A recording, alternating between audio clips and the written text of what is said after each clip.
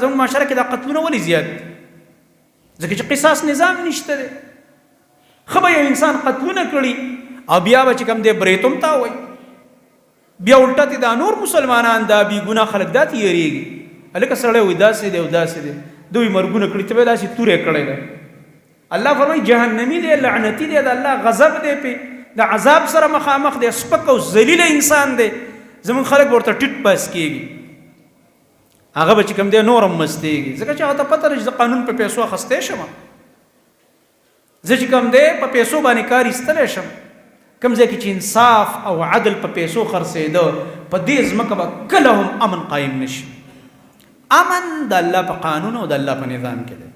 ولکم فی القصاص حیات یا اولی الالباب. الله رب العالمین فرمایي ستاسو دپاره په قصاص قانون جاری کولو کې ژوند دی.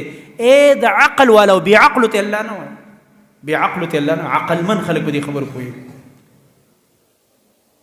څوک چې عقل پکې خالص عقل، اولو الالباب، کم چې خاوندان د عقل دی په دې پوهېږي. یو انسان قتل وکړو ته په قصاص کې دا قاتل ووژنه، د هر چا به بیا یره کېږي، هلکه سبا خو بیا داسې ما د قصاص سزا راکول کېږي که نه، څوک به بیا قتل نه کوي. او زما محترم ورونو، الله سبحانه وتعالی یو مؤمن نفس دومره محترم کړی دی او دومره عزتمن کړی دی